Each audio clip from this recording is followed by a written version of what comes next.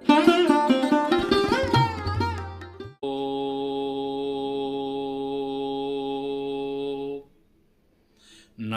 भगवते वासुदेवाय। भक्तों, माँ भगवती कामाख्या सभी को खुश रखे, प्रसन्न रखे, सभी लोग स्वस्थ रहें, व्यस्त रहें।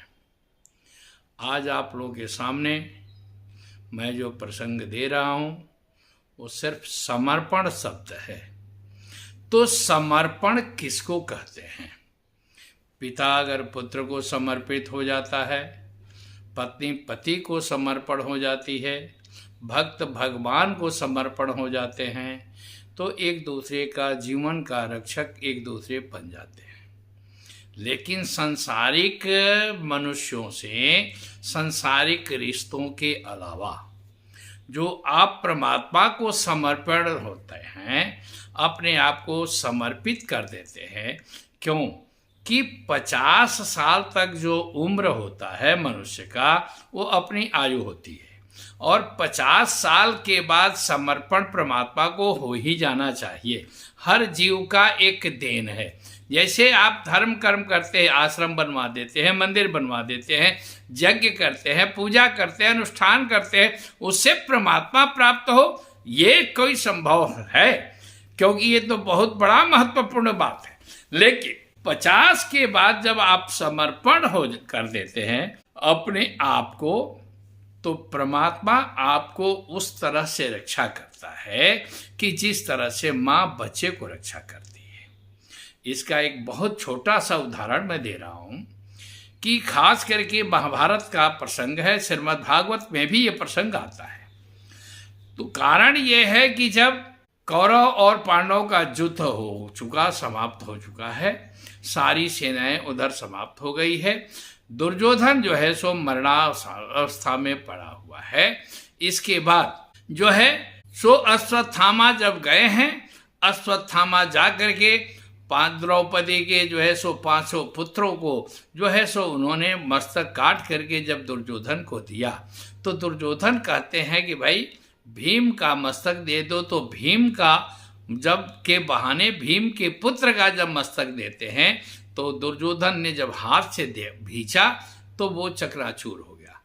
कहे कि भाई तुमने बहुत बड़ा मित्र हो करके भी मेरा शत्रु का काम किए, क्योंकि मेरा आज सारे खानदान समाप्त हो गया। उसके बाद से अर्जुन ने जब अश्वत्थामा को परास्त किया, परास्त करके बांधे, और बांध करके जब द्रौपदी को देते हैं, तो द्रौपदी कहती है कि हे महाप्रभु, हे भगवान कृष्ण के सामने भी कहते हैं कि हे वासुदेव, मुंच मुंच गुरु के पुत्र को छोड़ दो, क्योंकि इसके मारने से मैं जैसे बिलख रही हूँ वैसे इसकी माँ भी बिलखेगी, लेकिन मेरा पुत्र तो वापस आएगा नहीं। उस अपमान को बदल ले करके थामा जो है सो अपमान को लेकर के, और जब उत्तरा, क्योंकि उसने कसम लिया कि मैं पांडव का बीज ही समाप्त कर दूंगा, तो सबके मरने के बाद उत्तरा के गर्भ में जब राजा परीक्षित हैं, और वो बाण जब चलाते हैं, जब बाण चलाए तो उस बाण से उत्तरा देखी कि भाई अब हमारे पास कोई रास्ता नहीं है, तो कहती है कि पाहि पाहि महाजोगी, हे कृष्ण, हे वासुदेव, त्राहि माम, मेरी गर्भ की रक्षा करो। भगवान कृष्ण कहते हैं कि हे देवी, मैं रक्षा तो कर रहा हूं, लेकिन आपको ये किसने बुद्धि दिया? क्योंकि उस समय द्रौपदी भी खड़ी थी, कुंती भी खड़ी थी, 5 भाई पांडव खड़े थे। तो इसके बाद से कहती है कि हे उत्तरा ने जो जवाब दिया वो सभी स्त्रियों के लिए दिया, क्योंकि खास करके स्त्रियों के लिए एक बहुत बड़ा महत्वपूर्ण जवाब यह है।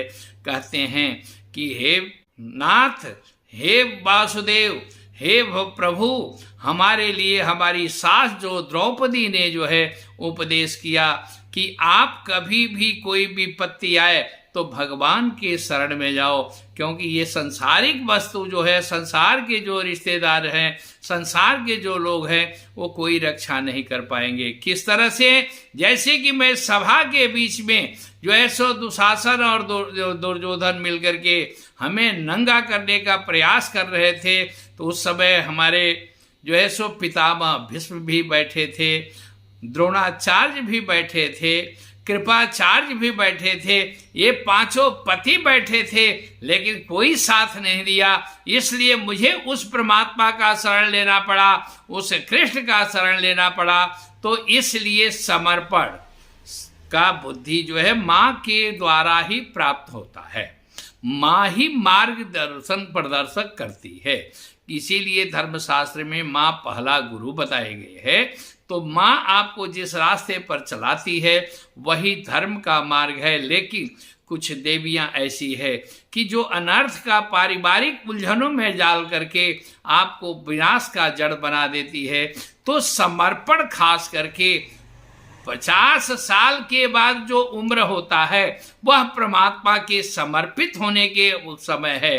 क्यों कि अजरा मर्वत प्राज्ञो विद्याम अर्थं च चिंतित, अपने को अजर और अमर समझ करके विद्या और अर्थ की चिंता करिए। क्योंकि मनुष्य जो है सो 50 साल के उम्र तक जो भी रहता है वो अपने लिए करता है, अपने परिवार के लिए करता है। इसलिए आप जब परमात्मा को समर्पित होना है 50 साल के उम्र के बाद, आपको परमात्मा को जरूर समर्पित हो जाए।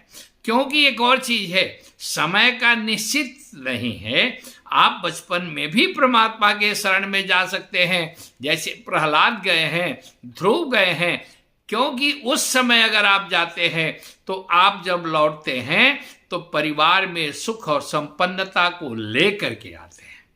लेकिन सांसारिक वस्तुओं में जब लिप्त आप हैं, सांसारिक चीजों में जब व्यस्त हैं, सांसारिक सुविधाओं के लिए जब आप लालायित है, व्यस्त है, इसलिए 45 के बाद जो है सो आपको प्रयास करना चाहिए कि भाई हे परमात्मा, अब आप हमें अपने शरणागति ले लो। जीवन भर जन्म से लेकर के मरण पर्यंत तक आपको जो कुछ करना है आप तो सांसारिक चीजों के लिए करेंगे ही, वो करने में ही व्यस्त रहते हैं। लेकिन परमात्मा के शरण में जाने के लिए गुरु की आवश्यकता है, और गुरु जो है सो आपको अच्छा मार्ग बताता है। अगर आप परमात्मा को शरणागत हो जाते हैं, परमात्मा को अपने आप को समर्पित कर देते हैं, तो परमात्मा आपको खोजता है।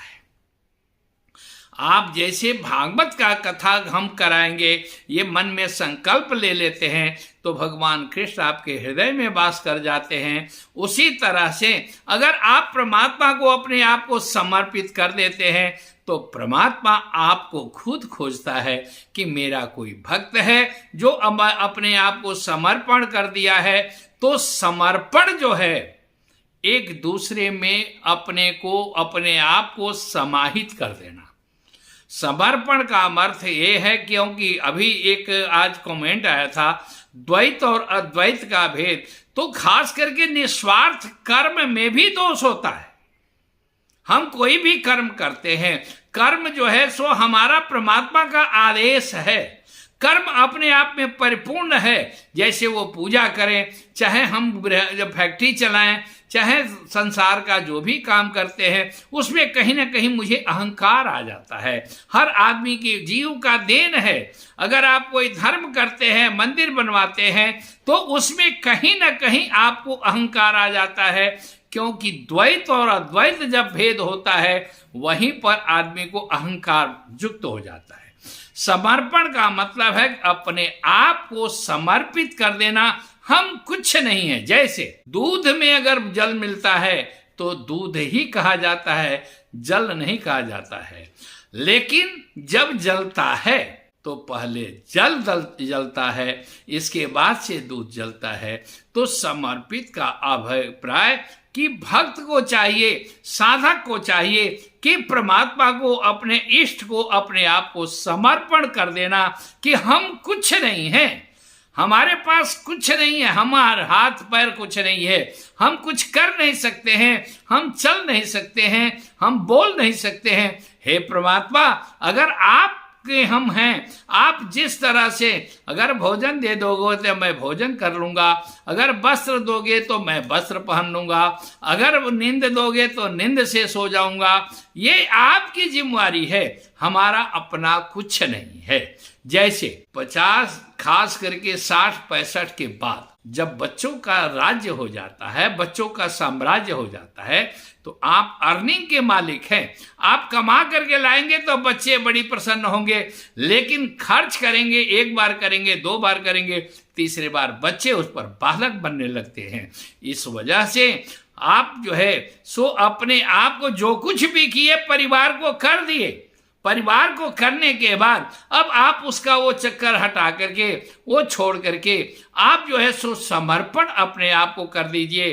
परमात्मा जो तुम चाहोगे वही होगा, हमारा अपना कुछ नहीं है। इसलिए हे परमात्मा, आप कभी भी चाहें, आप कभी भी जो जिस रूप में रखोगे मैं रहूंगा। इसलिए समर्पण जीवन का बहुत बड़ा एक अनिवार्य है। समर्पण एक बहुत बड़ा महत्वपूर्ण चीज है, और वो गुरु के द्वारा होता है और इष्ट के द्वारा ही होता है। इष्ट जब चाहता है आपको बुलाना, आपको अपने आप को समर्पित करने के लिए प्रेरित करेगा, आपको ऐसा माहौल बना देगा।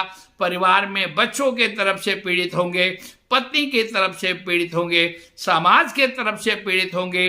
तो जैसे उत्तरा ने चारों तरफ से देख लिया कि कहीं कोई रास्ता नहीं है, तो भगवान कृष्ण का ही शरणागति है। उसी तरह से आप जब चारों तरफ से दुखी होते हैं, ठोकर खाते हैं, तो परमात्मा को समर्पित कर लीजिए अपने आप को, परमात्मा को अपने आप में बसा लीजिए। कहिए कि हे प्रभु, मैं सिर्फ आपका हूं और आप मेरे हैं, इसके अलावा हमारा कुछ नहीं है। कोई रिश्ता नहीं है, कोई भी वादा नहीं है, कोई वास्ता नहीं है। तुम जो चाहोगे वही मैं करूंगा। धन्यवाद। अगले एपिसोड में मैं फिर कोई नई चीज दूंगा। आप सब खुश रहें, व्यस्त रहें, मस्त रहें। जय मां भगवती कामाख्या।